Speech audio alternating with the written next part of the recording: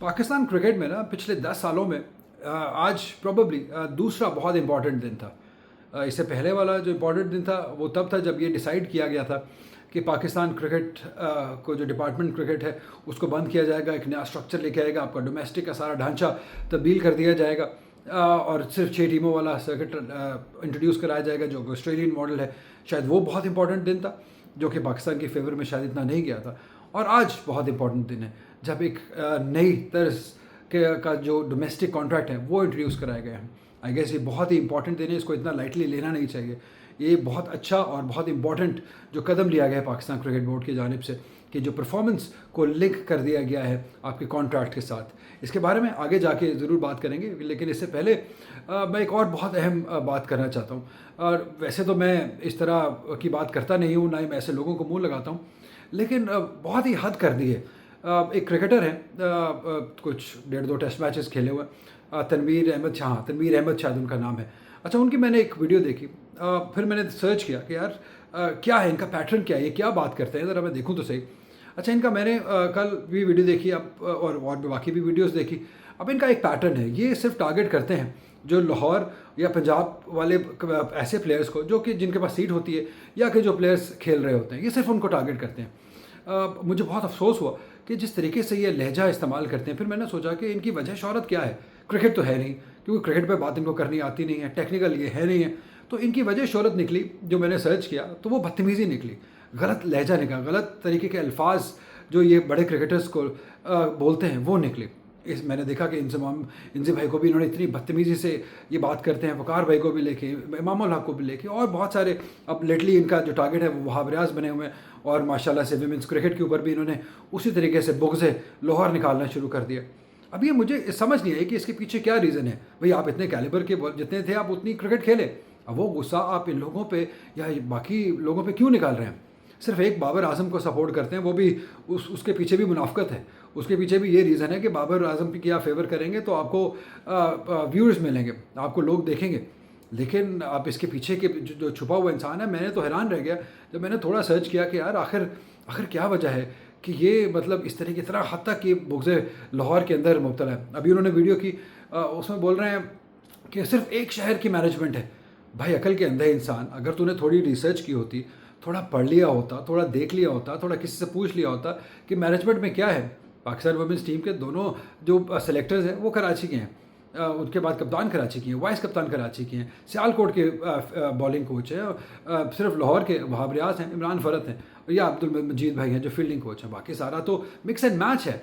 लेकिन क्योंकि आपने ना रिसर्च करनी है ना पूछना है, बस आपने देखा और बुग़्ज़ लाहौर के अंदर आपने इस तरह से बकवास करना शुरू कर दी। तो उसके बाद आप स्टैट्स लेके आ गए हमारे कि यार ये देखिए इस प्लेयर ने, आलिया ने इतने मैचेस खेले हैं, ये परफॉर्मेंस है। भाई, आप थोड़ी रिसर्च करते, उसका नंबर देखिए कि किस नंबर पे बैटिंग करती है, आप क्वालिफायर्स की परफॉर्मेंस देखिए, उसके बाद बायलैटरल की परफॉर्मेंस देखिए। बीइंग अ क्रिकेटर और एक भांड के अंदर यही तो फ़र्क होता है कि क्रिकेटर क्रिकेट से रिलेटेड बात करता है, टेक्निकल बात करता है, क्रिकेट से जुड़ी हुई बात करता है। लेकिन क्योंकि हमारा जो माशाल्लाह ज़रिया मौश है वो नफ़रत पे है, तो उसी पे चल दिए। तो ये मैं जहाँ पे इतने अच्छे इक़दाम पाकिस्तान क्रिकेट बोर्ड कर रहा है, कुछ ऐसे लोगों का भी कुछ करना चाहिए। क्योंकि ये मैंने पहले भी कहा था कि ये लोग ओपिनियन मेकर्स हैं। ये हेट डालते हैं यंग जनरेशन के जहन के अंदर, ये उनके अंदर ये बातें डालते हैं कि यार ये देखो, ये हमारे साथ ये ज़्यादती हो रही है।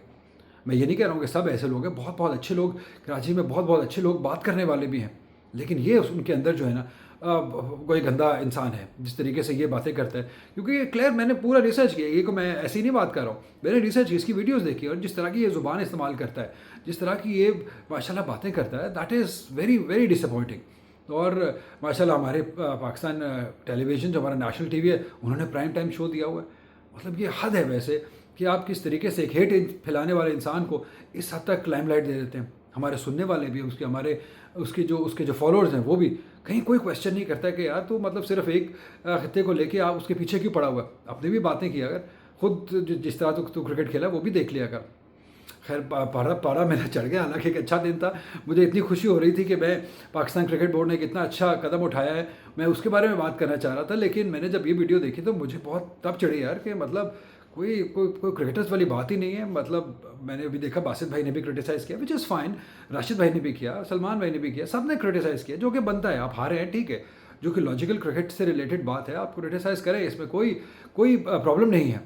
बट आप इस तरह ज़ातियात पे आ जाएंगे, रीजन बेस बात करना शुरू कर देंगे, पर्सनल हो जाएंगे, देन प्रॉब्लम है, देन आपके अंदर कोई प्रॉब्लम है, देन आपके दिमागी तौर पे कोई प्रॉब्लम है। वो जो आपका एग्रेशन है ना, वो आप प्रॉबेबली किसी और तरीके से निकालने की कोशिश करें। वो जो आपकी अपनी क्रिकेट में कमियां रह गई हैं, वो किसी और तरीके से निकालने की कोशिश करें, तभी कोई बात बनेगी। इस तरीके से तो नहीं बात बनेगी। खैर, दफ़ा कीजिए। बात करते हैं पाकिस्तान क्रिकेट बोर्ड है जो आज वो कैटेगरी से निकल के, एक मुझे अच्छा लगा ये वर्ड, जो ट्रैक का वर्ड दिया गया है कि भाई ये आपका ट्रैक है, आपने अगर ये चाहते हैं आप तो इस तरीके से क्रिकेट खेलिए, आप अगर ये चाहते हैं तो ये क्रिकेट का आपका रास्ता है, ये इस तरह चाहते हैं तो ये आपका रास्ता है।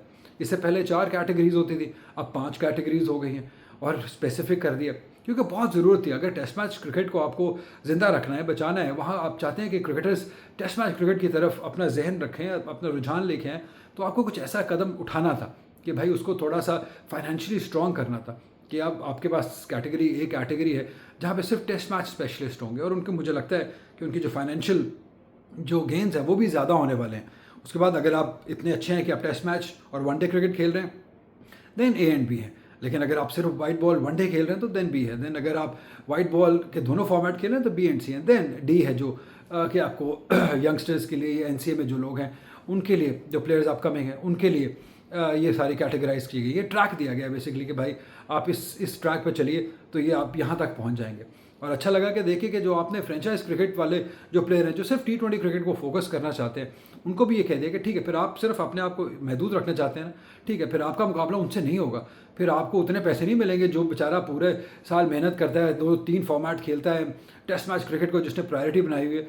फिर आप ठीक है, आप जाइए फ्रेंचाइज लीग्स खेल लीजिए जितना चाहते हैं, लेकिन आप रहेंगे इसी कैटेगरी के अंदर, आपको उतने ही पैसे मिलेंगे जितना कि आप पाकिस्तान क्रिकेट के अंदर हिस्सा डाल रहे हैं। ऐसे ही बाकी कैटेगरीज भी हैं। बट अच्छा लगा देखिए कि सबसे ज़्यादा जो प्रायोरिटाइज़ किया गया है वो टेस्ट मैच क्रिकेट वालों को किया गया, क्योंकि वहाँ पे आपको टेक्निक पहले बेहतर बनानी है, टेम्परामेंट बेहतर बनाना है।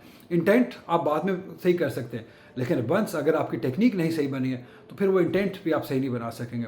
इसलिए आपको वो टेक्निक और इंटेंट तो बाद में होती रहेगी, टेक्निक पहले बनानी पड़ेगी, आपको टेक्निकली करेक्ट पहले होना पड़ेगा, तभी आप टेस्ट मैच वाली कैटेगरी में आएंगे ना, या ट्रैक में आएंगे, तभी आप बाकी फॉर्मेट्स को अच्छे तरीके से खेल सकेंगे। तो ये बहुत अच्छा लगा देख के कि आपने कैटेगराइज किया है, सबको वैल्यू दी गई है कि हाँ यार, आप ये आपके लिए ट्रैक है, सिंपल ट्रैक है, जाइए आप जो आपकी मर्ज़ी आप करिए, लेकिन फिर उसका गेन ये वाला होगा।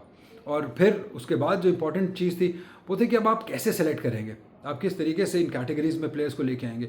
वो भी बहुत सिंपल रखा गया है। बिल्कुल, आप अपने आप को फिट रखिए, आप मेडिकली फिट होने चाहिए, उसके साथ साथ आपकी परफॉर्मेंस होनी चाहिए, और देन आप फर्स्ट क्लास क्रिकेट खेलेंगे।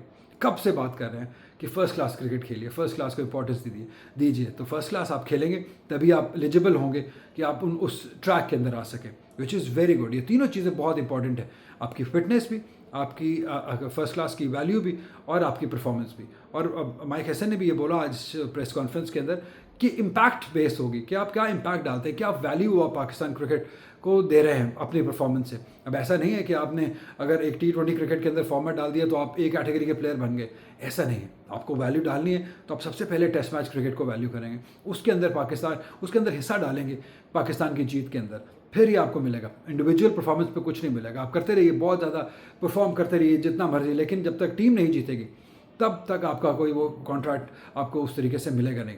तो एक क्लियर बात है कि आप टीम के लिए कंट्रीब्यूट करें, टीम को सबसे पहले रखा गया, इंडिविजुअल परफॉर्मेंस को सेकेंडरी रखा गया। और इसी तरीके से, और ये कोई ऐसा नहीं है कि कोई हैंड पे कोई कॉन्ट्रैक्ट्स दिए जाएंगे या कोई 2-4 लोग बैठे हुए हैं वो ये चीज़ डिसाइड करें। नो, ये टोटली डेटा ड्रिवन होगा कि हाँ, आपकी सारी परफॉर्मेंसेस वो डाटा मॉनिटर करेगा, और वो डाटा जो है वही डिसाइड करेगा कि हाँ यार, इसका ये बनता है, इसका कॉन्ट्रैक्ट ये बनता है, इससे ये बनता है। और ये अभी से नहीं है, ये डोमेस्टिक में तो इससे पहले वो आज उन्होंने बताया कि साल एक हम एक्सपेरिमेंट कर रहे हैं। अभी नेशनल T20 के फाइनल के अंदर भी मेरी जो नए डोमेस्टिक के सीनियर मैनेजर हैं उनसे भी बात हो रही थी।